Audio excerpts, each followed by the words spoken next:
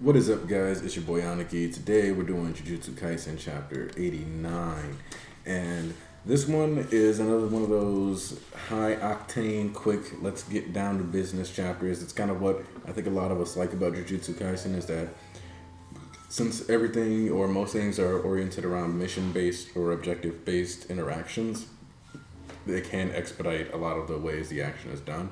But it can also allow for the point of whatever these interactions are supposed to be to come to a heat really quickly.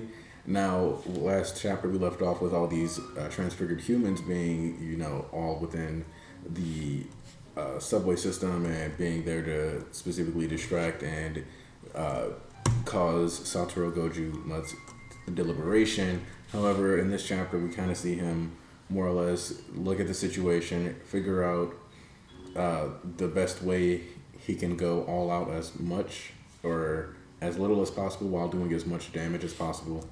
And he quickly manages to avoid taking any damage from really Mahito or the other cursed womb. The reality is that they realized that the people were being weeded in there so that he wouldn't be able to use domain, or if he did use domain, it would end up harming lots of people. He tried to cause them to take damage by throwing civilians at him and all kinds of other things, only for Satoru to still not care. And when I say not care, I simply mean that it didn't matter that what they threw at him. The Limitless was in effect. The Limitless, as always, protects him. The Six Eyes had him ready to track anyone. And all of this was not with the intent of them living or making it through. In fact, you can see they deliberate and think that he could save everyone. And we've seen them talk about this before, about how they know that they might have to die for the cursed cause. They might have to die so that Sukuna can be the new king of curses, come back and have a curse-based society. Though I do wonder if curses can even actually exist in a realm without humans. I personally believe that this might be very similar to the Bleach situation where Hollows, Quincy's actually eradicating the Hollows ended up being to the detriment of the balance of the universe or the multiverse, in the same way that I think that was ultimately what would happen here if the curses, because I think cursed energy being ambient is also part of what sustains curses and allows them to stay alive and functioning. Though obviously once they hit certain points they seem to have sentience. I don't know if from that point on they become immune to, if disbelief or something like that were to set in effect, similar to if you've read the Percy Jackson series. People forgetting or not thinking about the gods or damaging the wild eventually causes the Greek god of nature, Pan, to not live anymore. So when we finally do see the immeasurable void, Satoru breaks it out and decides he's going to use it to try to destroy everyone as fast as possible.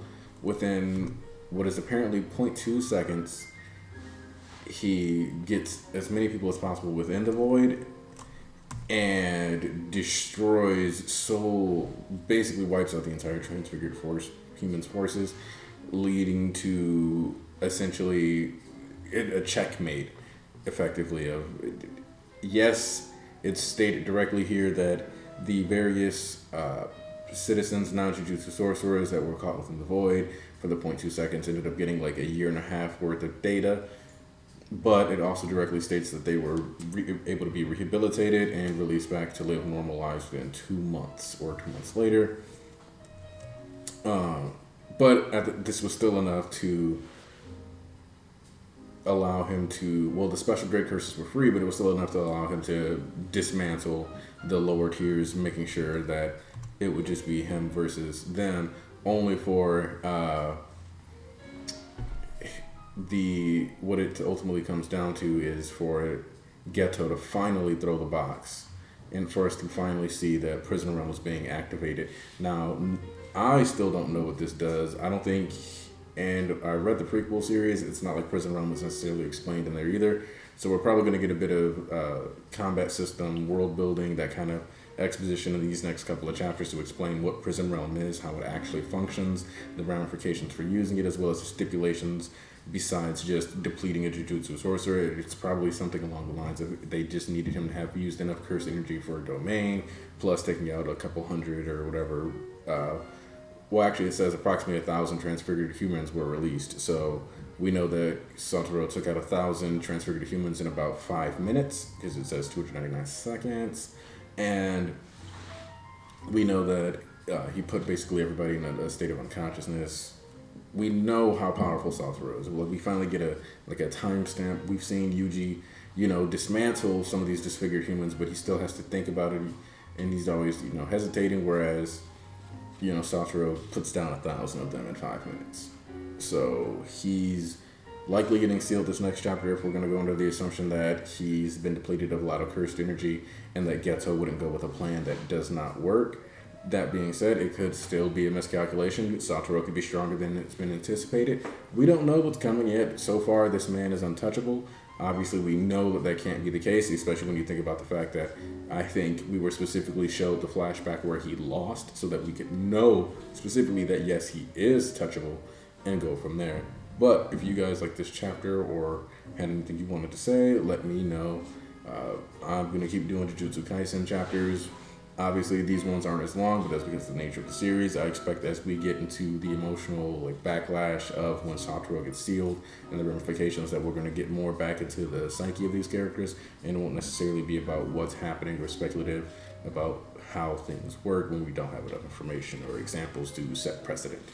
That being said, I hope you guys all enjoy the rest of your day, and I'm going to be doing a stream with if you're here, you'll probably also check out my My Hero content.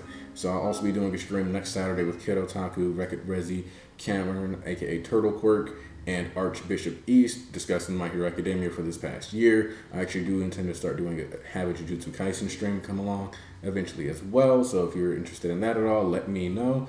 And I've been looking for people to talk to, maybe get involved with that stream. Got some people in mind. I'll let you guys know if anything comes out in the cards, and we can really get a discussion going.